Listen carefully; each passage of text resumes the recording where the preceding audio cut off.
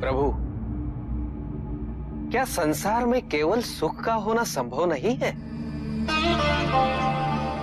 प्रत्येक आत्मा का लक्ष्य केवल सुख की प्राप्ति ही तो है।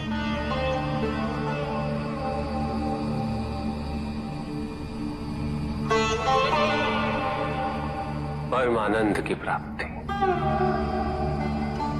किंतु हम सुख नहीं, सुख को प्रदान करने वाली वस्तुओं को एकत्रित करना ही जीवन का उद्देश्य मान लेते हैं। ये समस्त संसार माया है, सब कुछ नश्वर है।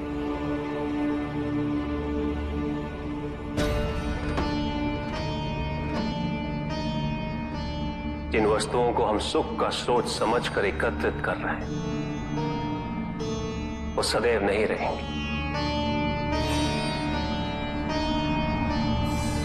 जो व्यक्ति सत्य को जानते हुए भी लोभ का परित्याग नहीं करते,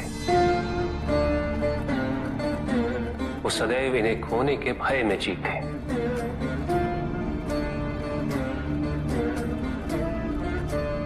और जो व्यक्ति सत्य को जानते ही नहीं, वो अहंकार में जीते।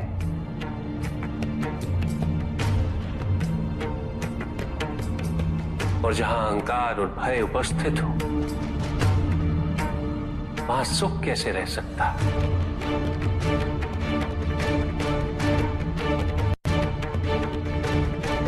किसी को यह दुख है कि उसके पास कुछ भी नहीं,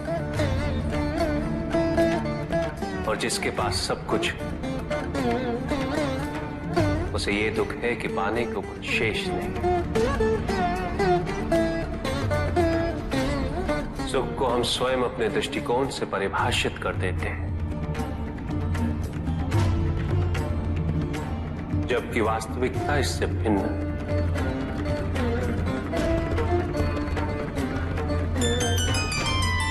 इसलिए आवश्यकता है अनासक्त रहने की।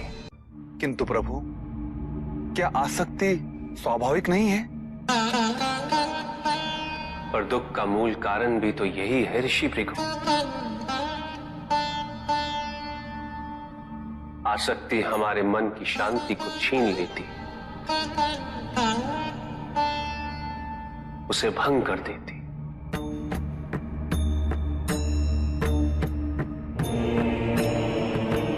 हमारी बुद्धि को स्थिर नहीं रहने देती, उसे चंचल बना देती।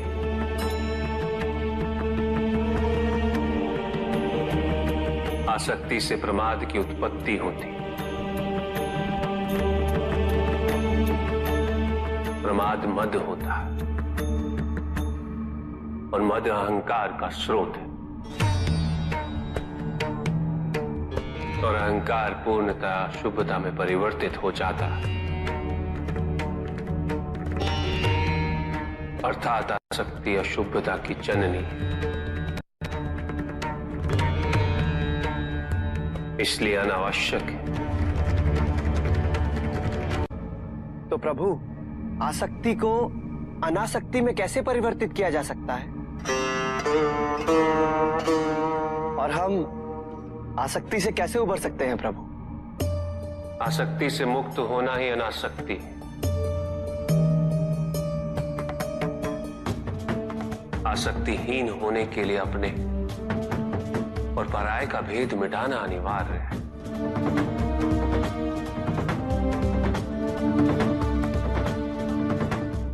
और यह तभी संभव होगा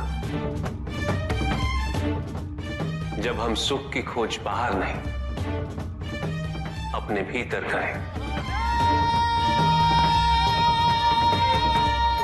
जब हम यथार्थ को पहचानें, उसे स्वीकार करें।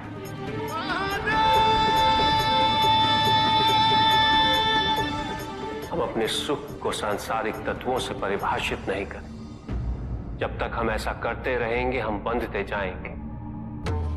जब हम स्वयं अपने भीतर झांकना आरंभ करेंगे, हमारी मुक्ति का मार्ग स्वतः प्रशस्त होता जाएगा। महादेव, आपने हमें दुख का कारण तो बता दिया, किंतु हम भय के बारे में भी जानना चाहते हैं।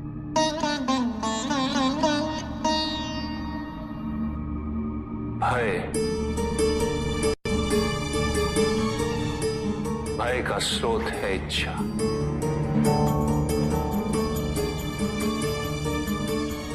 पाने की इच्छा होगी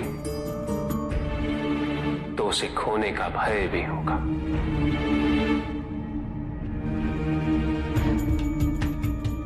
यदि जीवित रहने की इच्छा है तो मृत्यु का भय भी अवश्य होगा।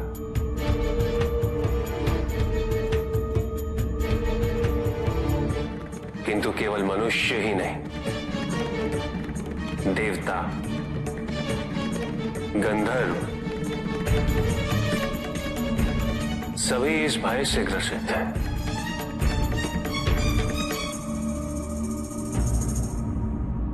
क्योंकि इच्छाओं से मुक्त कोई भी नहीं।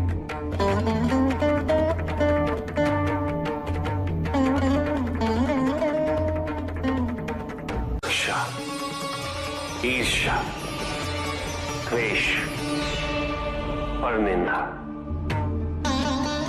और षड्यंत्र जैसे पाप भय से ही उत्पन्न होते हैं। और प्रत्येक पाप का प्रायश्चित केवल दुख और कष्ट उठाने से ही संभव होता है।